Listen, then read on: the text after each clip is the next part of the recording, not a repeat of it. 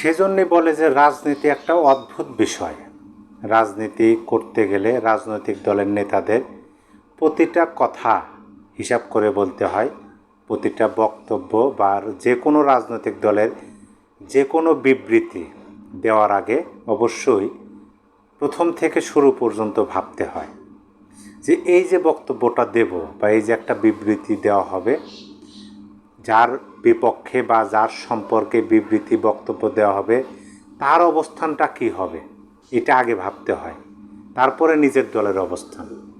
সবসময় যদি নিজের দলের ভালোর জন্য নিজেদের ভালো বিবেচনা করে বক্তব্য বিবৃতি দেওয়া হয় তাহলে সেই রাজনৈতিক দলের অকাল মৃত্যু ঘটে, এটা একটা স্বাভাবিক বিষয়।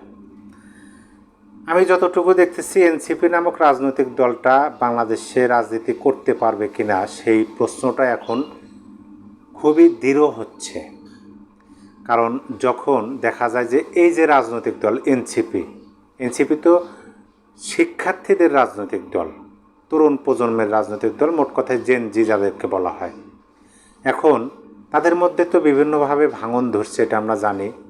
তাদের মধ্যে বিভিন্ন গ্রুপ হয়ে গেছে, একে অপরের দিকে কাদা ছোড়াছুড়ি এটা চলতেছে, 5ই আগস্টের পর থেকে চলতেছে। কিন্তু গতকাল রাত্রে যে ঘটনাটা ঘটলো, অর্থাৎ 27শে অক্টোবর দিবাগত রাত্রিতে বাংলাদেশের প্রায় ডিপ্লোমা ইন ইঞ্জিনিয়ারিং শিক্ষার্থী আছে 15 লক্ষ। আপনি শুধু এই 15 লক্ষ শিক্ষার্থীকেই ভাবেন না, তাদের পরিবার আছে, বন্ধুবান্ধব আছে, আবার অনেক আছে যে কিছুদিন আগে লেখাপড়া শেষ করছে, সবেমাত্র চাকরিতে গেছেন, কর্মজীবনে গেছেন, অথবা অনেকে কর্মজীবনে যাওয়ার জন্য চেষ্টা করতেছেন। এগুলো দিয়েও যদি আপনি বিবেচনা করেন প্রায় 20 লক্ষের কাছাকাছি চলে যাবে। এখন এই যে হিউজ একটা সংখ্যা, 15 থেকে 20 লক্ষ শিক্ষার্থী যখন একযোগে রাস্তায় নেমে তারা বলে যে এনসিপি বয়কট বয়কট বয়কট, এবং বলতেছে যে অতি দ্রুত এনসিপি নেতাদের বিরুদ্ধে জুতা মারার কর্মসূচি ঘোষণা হবে, সবাই প্রস্তুত থাকুন, এরকম বক্তব্য এরকম ফেসবুকে লেখালেখি হইতেছে। কী কারণে তারা এনসিপিকে বয়কট করলো আমরা এই সম্পর্কে জানি। এনসিপির নেতারা বর্তমানে চীনে আসছেন। আমি এই ভিডিওর যে শিরোনামটা দিচ্ছি যে চীনা কবলে পড়ে এনসিপির শেষ পেরেক, আমার কাছে সেরকমই মনে হলো। কারণ এরকম একটা রাজনৈতিক দল, তারা ছাত্রদের দুইটা গ্রুপের, একটা হচ্ছে ডিপ্লোমা ইন ইঞ্জিনিয়ারিং আর একটা হচ্ছে প্রকৌশলী ইঞ্জিনিয়ারিং, পিএইচসি যাদেরকে বলা হয়, দুইটা গ্রুপ আন্দোলন করতেছে একে অপরের বিপক্ষে। একে অপরের বিপক্ষে বলতে প্রকৌশলী যারা আছেন তারা ডিপ্লোমা ইন ইঞ্জিনিয়ারিং শিক্ষার্থীদের যে দাবি তার বিরুদ্ধে অবস্থান করতেছেন, মুখোমুখি অবস্থান। ডিপ্লোমা ইন ইঞ্জিনিয়ারিং যারা আছেন তারা যে তাদের যে পদ, তাদের যে সার্টিফিকেটে আছে, সার্টিফিকেটের উপরে লেখা থাকে ডিপ্লোমা ইন ইঞ্জিনিয়ারিং। পরীক্ষা যখন দেয়, পরীক্ষার যে প্রশ্নপত্র সেখানে উপরে লেখা থাকে ডিপ্লোমা ইন ইঞ্জিনিয়ারিং। এখন হুট করে বিএসসি আলারা এসে যদি বলে রাজপথে যে তারা নিজেদেরকে ইঞ্জিনিয়ার দাবি করতে পারবে না, তাদের 10ম গ্রেড হবে না, তাদের হবে 13 অথবা 14 গ্রেডে চাকরি নিতে হবে, প্রমোশন পাইতে পাইতে সর্বোচ্চ 10ম গ্রেডে যাইতে পারবে, অথচ তারা বর্তমানে 10ম গ্রেডে আছেন। এরকম যদি দাবি করা হয়, কোনোভাবে কি মেনে নেবে এই ডিপ্লোমা ইন ইঞ্জিনিয়ারিং শিক্ষার্থীরাকে মেনে নেবে? এটাকে মেনে নেওয়া যায়? এখানে পক্ষ নেওয়া যাবে না। তো এনসিপি স্পষ্টতই পক্ষ নিচ্ছেন। এনসিপির নেতারা চীনে আছেন, তারা বেশ মজায় আছেন, তারা ঘুরতেছেন ফিরতেছেন, সুন্দর সুন্দর জায়গায় যেতেছেন, ভালো জায়গায় থাকতেছেন, ঘুমাইতেছেন ভালো বেডে, ভালো খাবার খাইতেছেন, ভালো পোশাক পরতেছেন, সুন্দর সুন্দর জায়গায় গিয়ে বিভিন্ন রকমের পোজ দিয়ে ছবি উঠতেছেন, সেগুলো আবার ফেসবুকে তারা শেয়ার করতেছেন।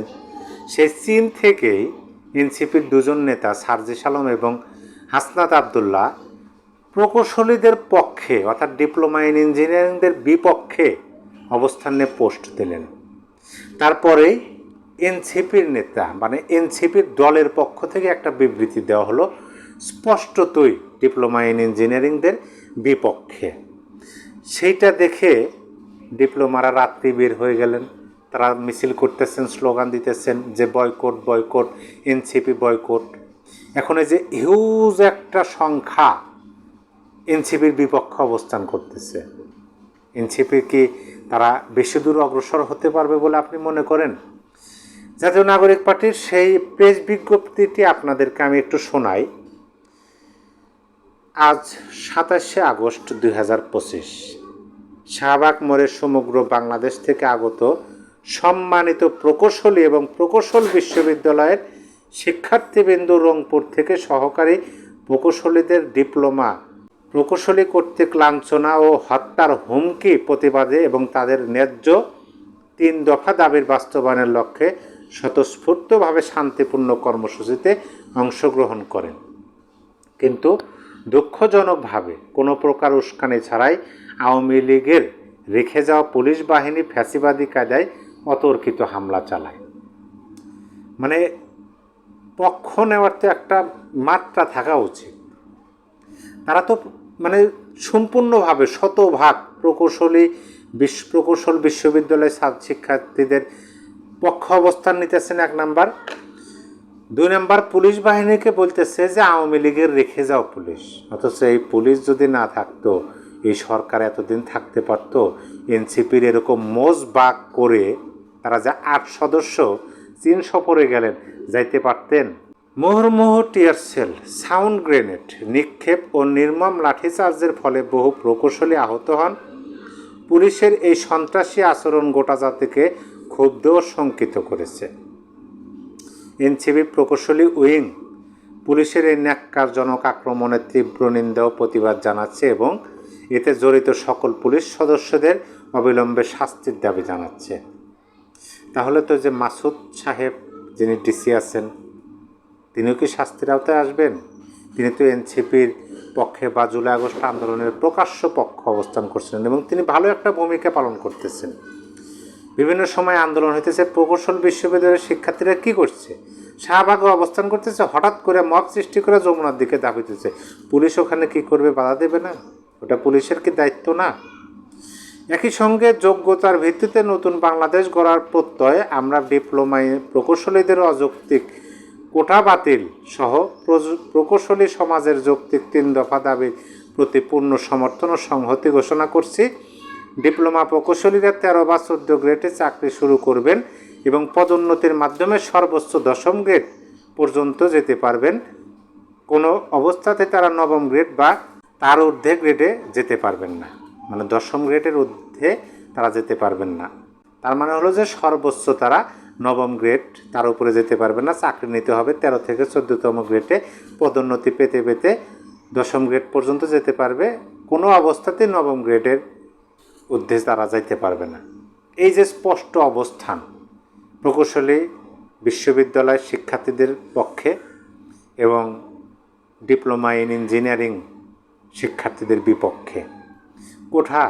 কোঠার কথা বলা হয়, এই জুলাই যোদ্ধাদের কিসের কোঠা দেওয়া হচ্ছে? জুলাই আহতদের কিসের কোঠা দেওয়া হচ্ছে?